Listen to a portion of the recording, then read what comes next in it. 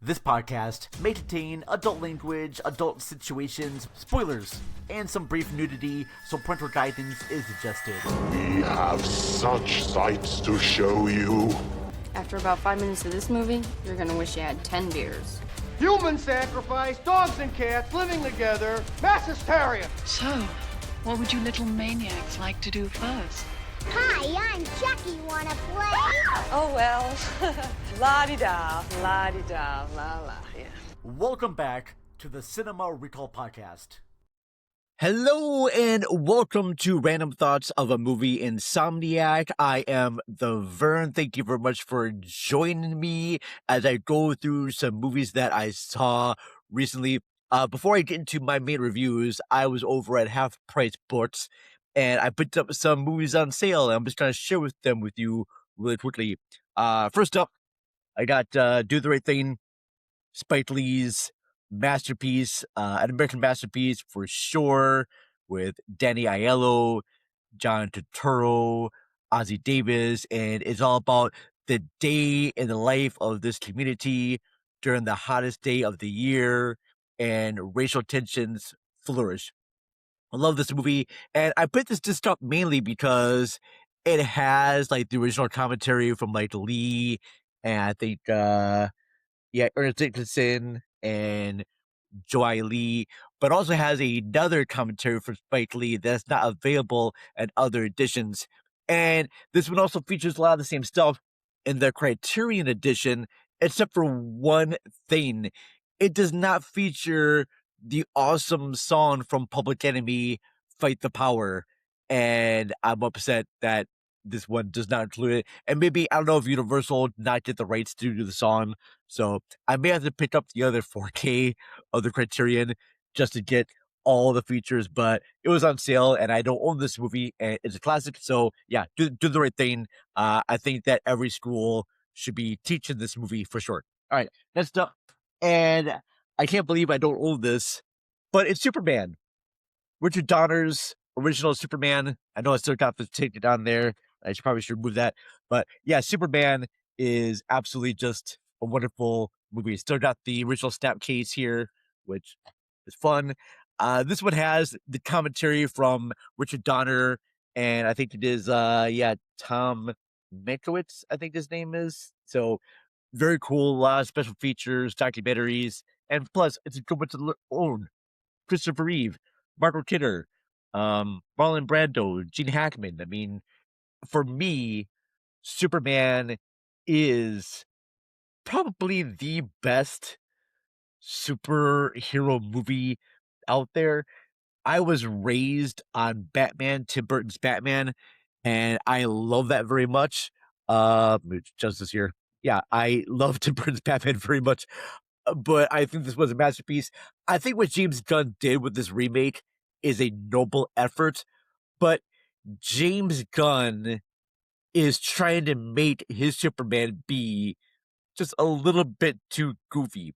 He's trying to do he's trying to make DC Marvel is what I think James Gunn is trying to do. I know a lot of people love that new movie, and hey, I can't fault that. You love what you love, and that's awesome. All right. So last that I picked up here from Half Price Books is probably one of my other favorite trilogies next to the Before trilogy, and that is Steve Larsen's Millennium trilogy, or basically, yeah, all the girl movies. I got the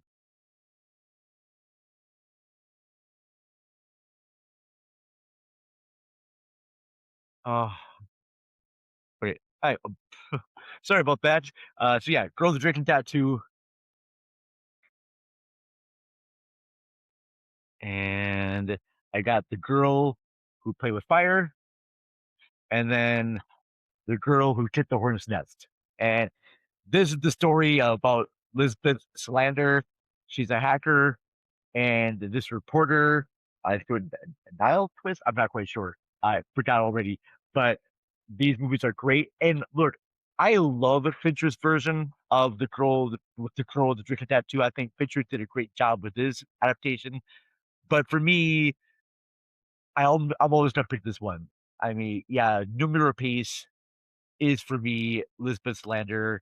And Rooney Mara, I thought she did a great job in the remake. I thought she did, but I really think Noomi Rapace just did the character better, in my opinion. I have read the book of the first one, and for me, Noomi Rapace always just overshadows Rooney Mara and that adaptation. So yeah, very cool. I was very excited to get all three of these, and I yeah, this is the only way to see all three of the movies. I'm glad to own these all. Very cool stuff. All right, so let's get into our main features there. Uh, let's start with probably one of the worst movies I've seen from 2025. Yeah, let's just go ahead and do this. Let's do The Running Man. All right, here's an ad. The Running Man hits the ground sprinting and never looks back. Whoa, hey, Running Man! It's smart, stylish, It's the biggest underdog win in history. and shockingly unpredictable. Hold on! It's relentlessly propulsive, fist-pumping, popcorn entertainment. Yes! Love it. See it on the biggest screen possible. See you out there. The Running Man, now playing only in theaters. All right, so The Running Man is directed by Edgar Wright and written by him and Michael Bacall, who also adapted the great series Scott Pilgrim vs. the World. And this one stars Glenn Powell, Coleman Domingo, Josh Brolin. And in this version, Glenn Powell plays the guy whose child is sick, and there's all these crazy game shows that people can be on to win money. And one of the biggest ones is The Running Man. And in this story, you're not like in the original 87 Schwarzenegger flick, you have the slashers, I think they are. My listeners gonna yell at me about this one. The strikers, something like that. And you have like these 5 American gladiators chasing after these contestants of the show. But in this one, it's the public that is chasing after them. Like they still have the killers that go after them, but this time they're using social media and whatnot to find out where these so-called runners go out to. Here's the thing, folks. I did not care anything about this movie. I did not care about our lead character or his difficulties. Nothing. This movie was incredibly dull, incredibly boring. I just had no sympathy at all. At least in the Schwarzenegger version, as cheesy as it was, I thought his character made sense. Ben Richards in that one was a guy who was accused of mass murder, and he's been put onto the show to try to get him free from prison. And throughout his journey, he finds out that the corporation lied to people about his arrest. And in this one, I didn't really see the fact that you have like the whole public chasing after you. I never felt any people against the system type of thing. I mean, that does happen a little later on, but for me, it's like too little, too late, and it just runs a little bit too long for me. I think the action sequences are fine, but they just don't have that feel of the original. Like the original one with the stage and the dancers and the different hunters going after them was iconic. You got the runners in that iconic suit. And plus, here's the thing too. Coleman Domingo plays the host of the game show, and he's good. He is damn good. But he will not beat Richard Dawson from the original movie. Because Richard Dawson at the time was the host of Family Feud, and being that it had that dynamic of having a real life game show host do this deranged game show made it work. And this may be just me being old, and I gladly admit that. That's no worries there. But yeah, overall, I was just not a huge fan of the Running Man. All right, now the next one on my list here is probably gonna upset a lot of people because it's nominated for a bunch of awards, but I did not care for it. This is Marty Supreme. Here's an ad. Now in theaters. Every dream I have a purpose. is worth fighting for. I can't support a mother. You're not gonna have to. Because I'm gonna step up. Starring Golden Globe Award winner Timothy Chalamet. Marty Supreme is an underdog story that makes you want to believe. Find that funny? I get nervous laughter sometimes. It's the best movie of the year. And what do you plan to do if this whole dream of yours doesn't work That doesn't even enter my consciousness. Marty Supreme. Rated R. All right. Nominated for 9 Academy Awards, directed by Josh Safdie after separation from Benny Safdie. Marty Supreme stars Timothy Chalamet as one of the good actor, don't get me wrong, but this character annoyed me to pieces because he plays this guy who plays ping pong and he wants to go to this championship and he needs like $15,000 to do so. And he just schemes a whole bunch of people into doing so. He is a complete asshole to everyone around him. He schemes, he lies, he cheats. And I don't mind characters who are con artists and they do those things to achieve the dreams that they want. But there is nothing charismatic at all about this character in doing so. And when watching this, I was reminded of like other good movies with con artist. And I thought about Catch Me If You Can with Leonardo DiCaprio. And I thought, yeah, he's a con artist in that one too, but he's likable. He's charming. Plus, I fully understand how that character was able to seduce women in that one. In Marty Supreme, I have no idea how the hell he's able to like land these women. There's a moment where he seduces this old female actor played by Gwyneth Paltrow. Just all of a sudden, he just gives her one look, and she's like, "Oh, I'm gonna melt all over this guy," and he's a complete crap. Even after she knows that he's complete crap, he's still able to bait her and get money and everything like that too. And I'm like, wow, this is just. I even thought about Leo DiCaprio in The Wolf of Wall Street too, and him being a horrible person, but also kind of charming, and you want to be like him. I did not want to be like Marty Supreme at all. And the other big problem with Marty Supreme is that he never learns from his mistakes. He never grows as a character at all. Even horrible people have some sort of growth. I even thought about Alex DeLarge and Stanley Kubrick's Clockwork Orange. At least the character in that one does have sort of change. I mean, of course, it goes back to what he was before, but there was some sort of change there. And in Marty Supreme, I just felt none of that.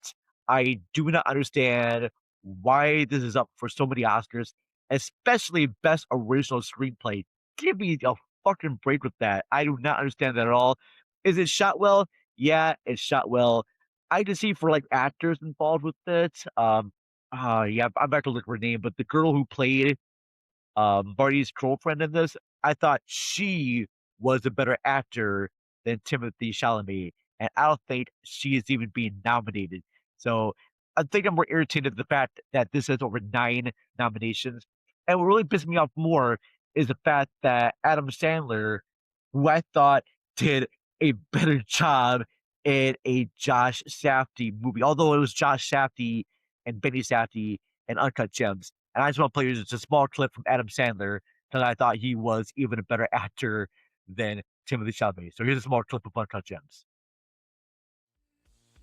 All the fucking hard work I do, all the fucking ass kicking and the dues I pay, you're not gonna score on the big one? On game 7? Fuck these people, right? That's how you feel, I know you do. So look, Let's fucking bet on this.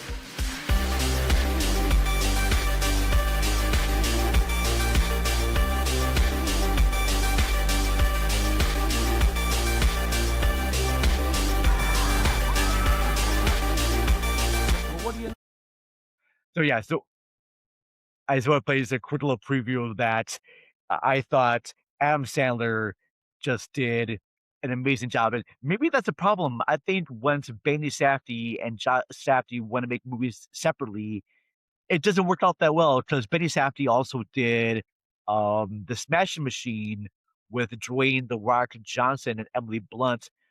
And I'll say this one: I liked the Smashing Machine more than I liked Marty Supreme because I thought, as much as I think the story kind of was long in Smash Machine, I think the characters more. I don't know.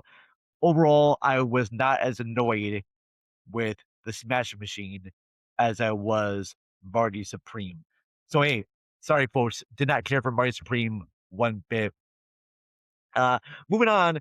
Before I do get to one of my best movies of the year, I have to play a quick little ad spot from an older movie from a director that I have never seen before, but I saw the movie that it inspired. So I am going to really quickly, yeah, I'm going to play you an ad spot from Martin Scorsese's The King of Comedy.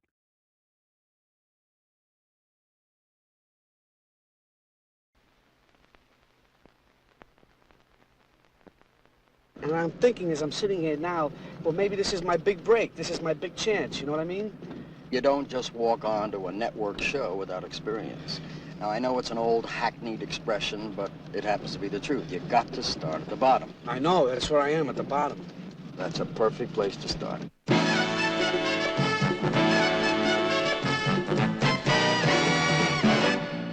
So will you please give your warmest greetings to the newest king of comedy, Rupert Pupkin.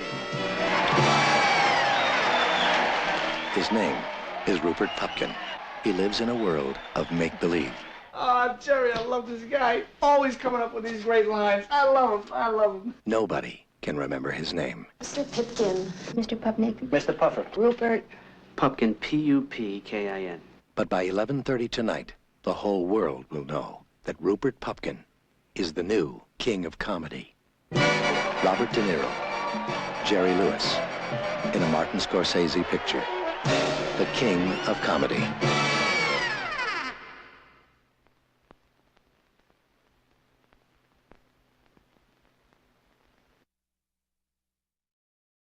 So the King of Comedy, as you saw, stars Robert De Niro as this wannabe comic who idolizes this late night talk show played by Jerry Lewis. And he is so determined that he is going to be the next big thing that he just stalks Jerry Lewis. And at the beginning of the movie, he is able to sneak into his limo. And of course, Jerry Lewis is flustered by this, but Robert De Niro did save him from this other obsessive fan played by Sandra Bernhard. So they go out driving, and of course, Jerry Lewis is trying to humor Robert De Niro's character and say, "Yeah, buddy, just keep working at your comedy act."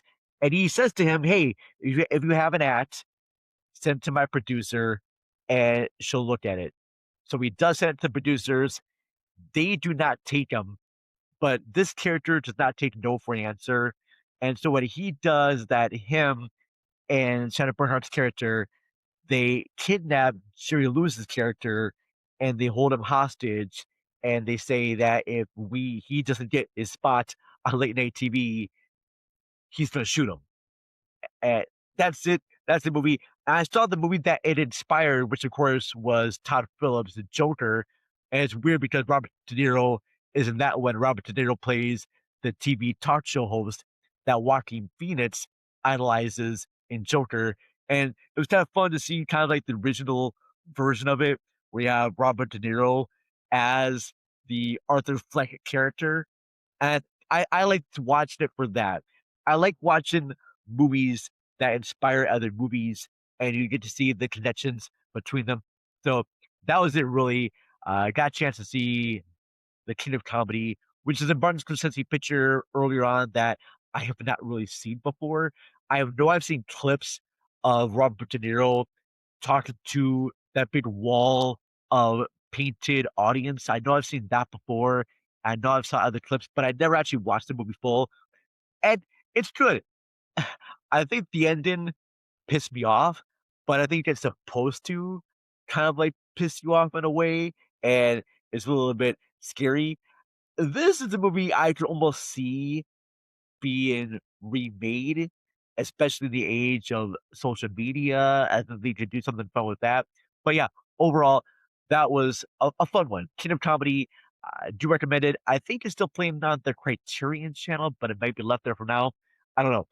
All right, folks. Now on to the last movie, and this is the movie that I was surprised by, and I'm even more surprised that it has 0, I count them, 0 Oscar nominations. This is The Testament of Anne Lee. Let's watch a trailer.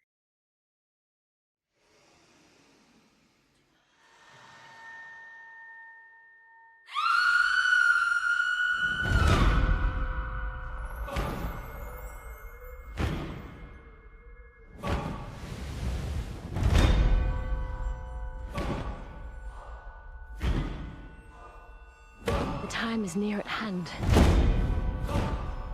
I know it. Do not be frightened.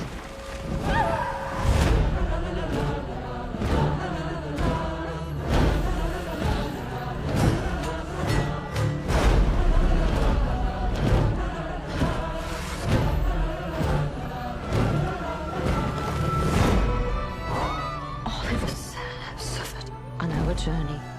We have made tremendous sacrifices to receive the greatest love that one can experience.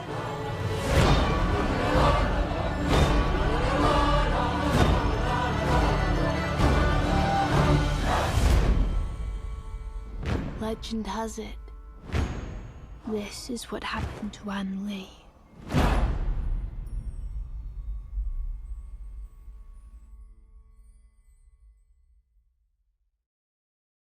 All right.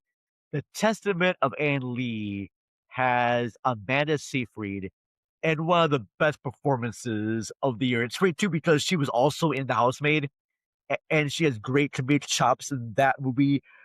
But in this one, she is like transcendently really good. And this movie is all about the origin and the rise, some fall of the Shaker religion. And these worshippers thought of Anne Lee as being like the female version of Christ. And a lot of Catholics and Christians in the area took a lot of offense to that these people were worshiping a woman, and they found their antics of worship to be almost satanic like, and they did persecute this woman very much. I think what I surprised me about this movie is that the way music is done in this is so good.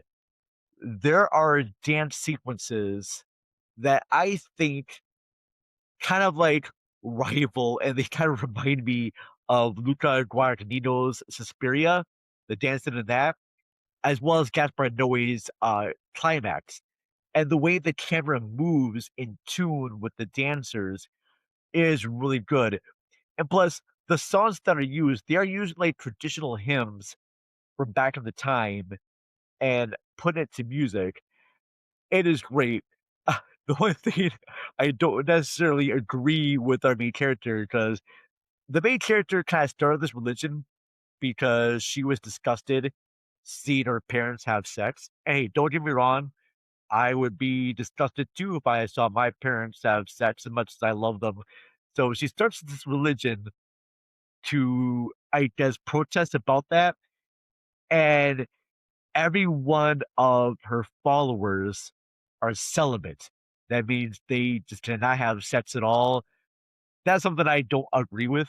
I don't think I could. In fact, her husband, played by Christopher Abbott, he gets annoyed by it, but he kind of stays with it for a little bit. I'm like, buddy, why did you not just leave right away? Uh, it is a heartbreaking tale too, because it's not that I don't think she doesn't like sex, but she was trying to have a child with her husband, and she tried like over like was like 5 or 6 times. But each time she tried to conceive having a kid, the kid died, and so maybe that turned her off to sex because she can't. She's like, I can't have sex for reproduction, and I just love God more than man. But everyone in the religion was very friendly and they loved each other very much. Um, they shamed slavery, which makes them better than a lot of the Christians and Catholics at that time. So they're good for that. Slavery is indeed bad. Um, Not having sex is a, a choice to honestly. Yes, I wonder if I was in that religion, could I not have? If I got, I think, yeah, because I think people who do have sex, they get banished from that religion. And so I like all the dancing and I like, their community, everyone working together. But if I got kicked out for having sex, I don't know. I could not do that. But overall, I think this movie is incredibly just well shot, well acted. Amanda Seyfried should have been nominated for an Oscar. This one should have been picked up for Best Picture, cinematography, set design, costume design, and it had zero. Not even for sound design, because the sound design in this movie is absolutely incredible. In fact, I got play you a quick clip of what I mean when I talk about the dancing and the cinematography. Hold on, let me play a quick clip for you.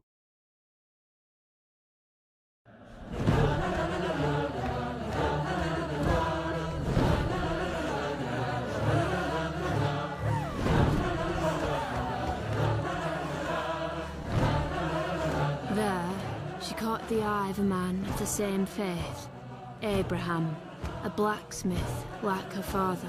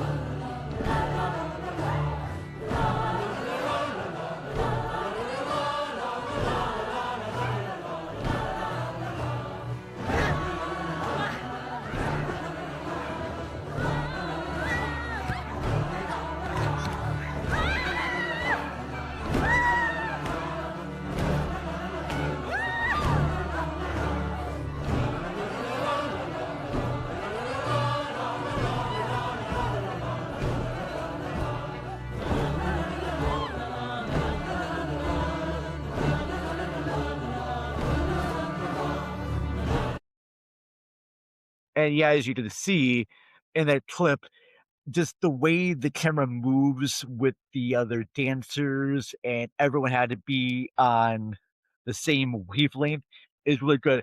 This was directed by Mona Fastbold and written by Brady Corbett and her. And I completely forgot that this team made The Brutalist. And I need to go back and watch The Brutalist because when I first saw the trailer for The Brutalist, I'm like, don't know if I really want to see that movie. But now knowing that even the same composer of this movie did The Brutalist, so yeah, I will go back and watch The Brutalist. I know the time length didn't make me want to watch it. And here's the thing too, Brutalist got picked up for like a bunch of Oscars, and I know it won one for Adrian Brody and The Brutalist. So I don't know if this movie came out first, would this get all the Oscar nominations and The Brutalist not? Do the Academy members were like, well, we already nominated this team for The Brutalist.